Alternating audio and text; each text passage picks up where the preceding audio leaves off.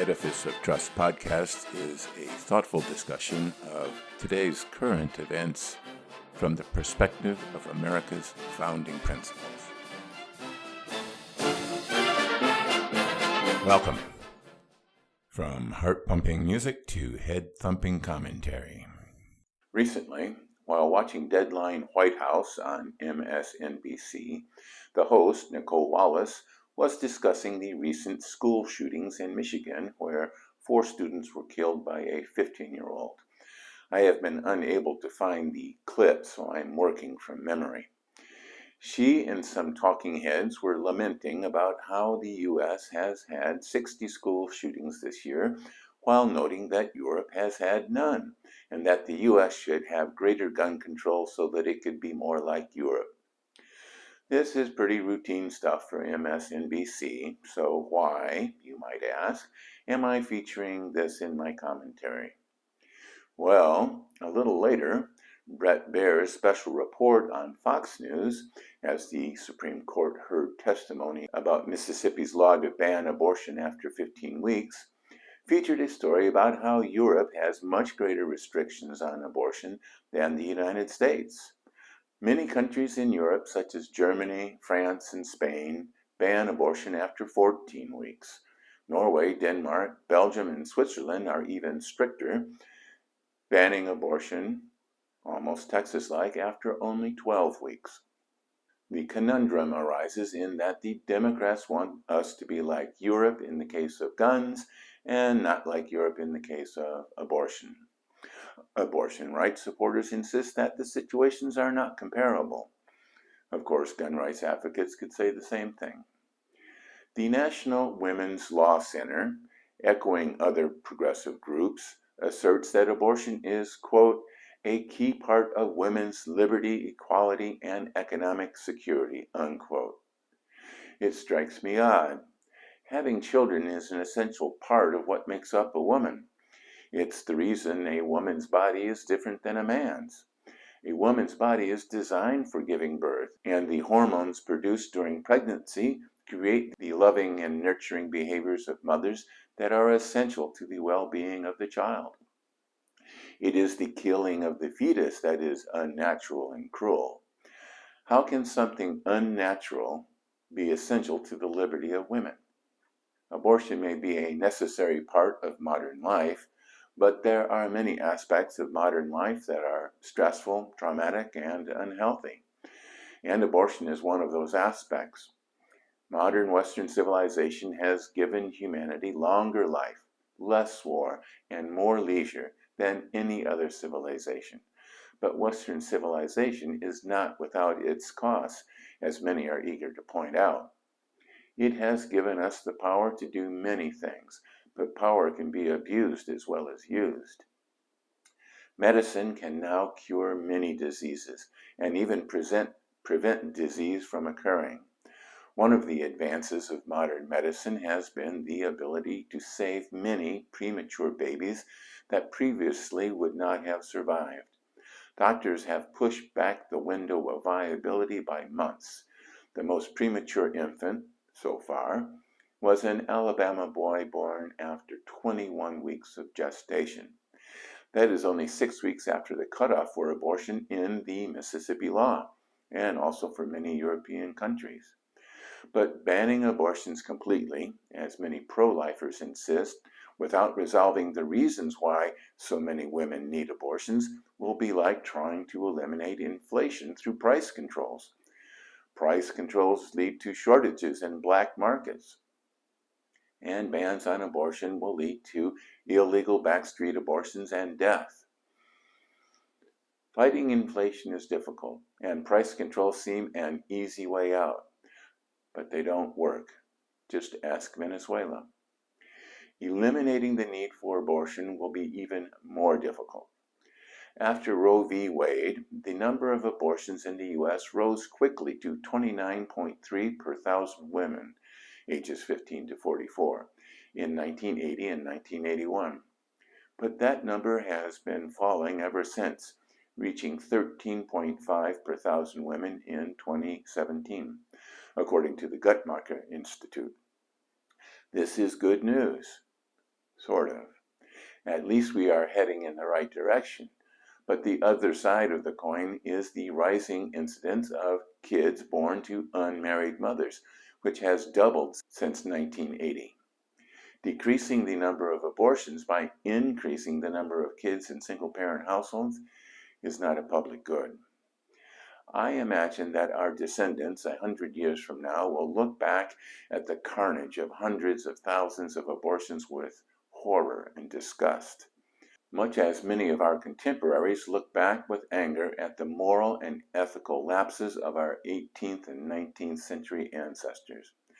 But the solution of the problem with abortions, along with the interrelated problem of single-parent households, will not be solved by restrictive but ineffective laws or more lenient welfare programs replete with unintended consequences. But ending this scourge on our national honor will work towards remaking America a leader the world can be proud of. Ponder that while you watch a brief message. My latest book, The People's God, Ruminations about God, Religion, and the Future of Western Civilization, has just been published. The book traces the origins of religion and how religions have affected civilizations throughout history. It looks at the increasing secularization in Western countries and analyzes whether a just and moral society can survive without religion. Now available at Amazon, Barnes & Noble, and Apple Books. You can find the links to these retailers on my website, www.edificeoftrust.com. Thank you. Welcome back. With increasing secularism in America and around the world, public opposition to abortion has declined. However, the ethical and moral implications remain unresolved. According to the current law in some states, it is possible to terminate the life of a fetus in the 8th month of gestation, but it is illegal and criminal to kill a baby that was born 1 month premature.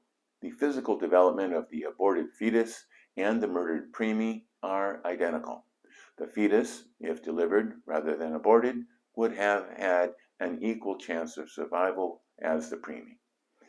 Why do these two entities have different civil rights? What sort of legal and ethical gymnastics do you have to perform to differentiate the rights of these two entities? For most of human history, having babies was, if not a path to wealth creation, was at least a way to avoid poverty. More farmhands or workers for the family farm or enterprise, insurance against the premature death of siblings, and more family to support aging parents in a time before pensions. But modern life has changed all that. Children are no longer cheaper by the dozen. Children are an impediment to wealth creation and a hindrance to the enjoyment of leisure time. There are alternatives to unlimited access to abortions, but they are not easy. Really solving problems, instead of papering them over or kicking them down the road, is never easy. To begin to resolve the problem of abortion, we need to teach young people not only the mechanical functions of sex, but also the duties and responsibilities that come with having sex. While birth rates for teenagers have been declining since the 1990s, a good thing, the number of children being born to unmarried women keeps climbing, now reaching around 40% of all births. This is not acceptable. The children of these unmarried mothers will face a difficult life and will more likely be a burden to society than a productive member of society. America's attempt to remove the stigma of unmarried motherhood has only made the problem worse. Laws incentivizing such births need to be rethought. President Biden's child credits in his Build Back Better plan will only aggravate this problem. Men need to be held responsible as well. With DNA, deniability is no longer acceptable. Making many of these men a positive influence in the lives of their children is likely impossible. But it is possible to make them financially responsible. Celebrities who boast of their liberation from cultural conventions such as stable marriages should be held in the contempt they deserve. Their wealth allows them to flaunt responsibilities that lead to the impoverishment of the many that lack such riches, and forces ordinary citizens to bear much of the burden. The Supreme Court's opinion on the Mississippi abortion law and its impact on Roe v. Wade won't be known for several months. But this decision will not resolve the abortion issue in the United States. The religious fervor of many pro-lifers is equally matched by the cult-like zeal of progressive abortion supporters. But religious zealots and progressive fanatics are minorities that have changed very little over the last 50 years. Most Americans believe that abortions, with some restrictions, are acceptable. The crux of the argument is whether an arbitrary limit, such as 15 weeks, is better than a vague and changeable standard, such as viability. The two positions of the religious pro-lifers and the progressive pro-abortionists are irreconcilable. But the nation needs a resolution to this tragic problem that satisfies the majority of Americans and tells the fanatics to, quote, sit down and shut up.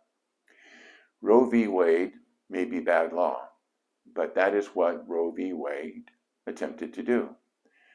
But the problem is that it is not the court's role to do that, and the result has been 50 years of controversy. The legislature must take this up and resolve this problem by law, and not rely on the Supreme Court to bail them out.